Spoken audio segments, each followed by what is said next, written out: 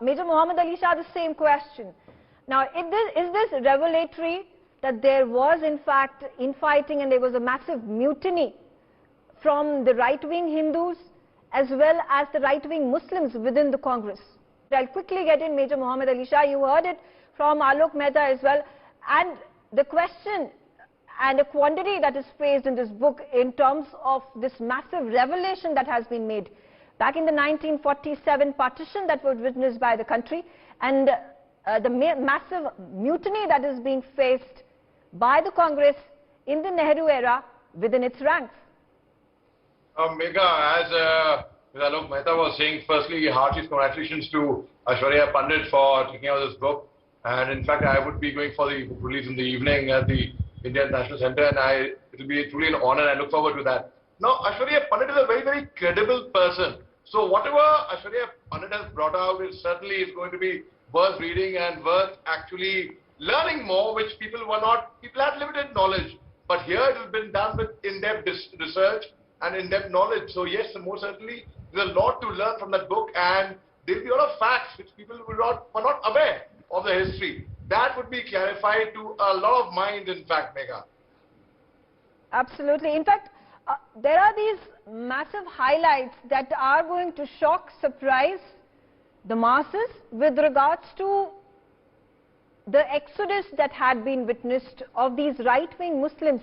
They were coming in from Punjab, several parts, and then entering into Uttar Pradesh, and then injustices that were meted out against them from the Congress, which was gaining in numbers, which was gaining in power, and there was a collaboration between the British and the Congress headed by Nehru, and then all the important official ranks, be it within the IS, within the police, within literature, with regards to colleges, universities, there was not a single Muslim that had been appointed in the higher up ranks. What does it actually reflect of the state of Uttar Pradesh, of North India, and Muslims in general?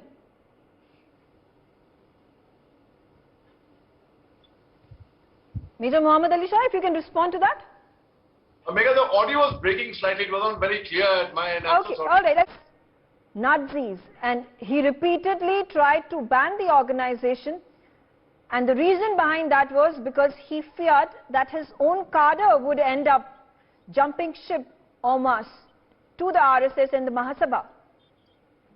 See, Megha, people would contest the fact that, one would give too much of credibility to a writer, but I certainly do give a lot of credibility to Dr. Aishwarya Pandit for various reasons, and she has spoken with facts. So when she has done her research, there is no question about, one cannot take that as it happened, as the gospel truth for that matter. I would go certainly by what Dr. Aishwarya Pandit has penned down in the book, and today, yes, when I am going for the book launch, and I would be getting a book signed by her, in fact. And then after I read this book further on, right now by excerpts, which excerpts can be misleading, because as I say, never judge a book by its cover. But when you read the entire book, I'm certain there is a lot of sense, a lot of history, a lot of facts, because she herself comes from a very political family, and certainly whatever she would have mentioned, there is certainly I see an element of truth in that, Megha.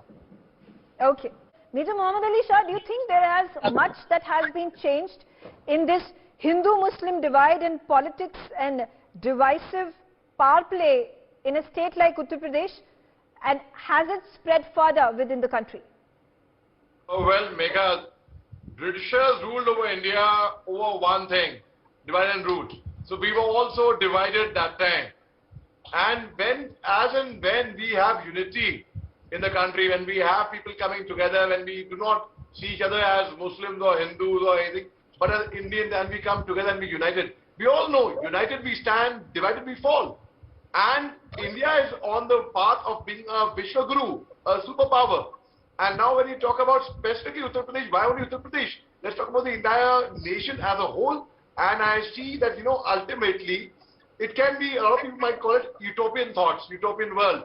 But ultimately, when people in the army, why is there no politics in the army? Because army The olive greens have kept away from politics. There is no communalism, there is no religion, there is only one religion, that is the Indian Army, that is the country first, always and every time. So most certainly, when we talk about a lot of change, well, a lot change, and things are not consistent in anything. Be it profession, personal life, professional life, outside world. So things are always up and down. Things change, and things change every minute. Things change. So yes, I would say a lot changed. There was after the partition of 1947, 15th August 1947, there was a different status quo. Okay. And they okay. Okay. All right.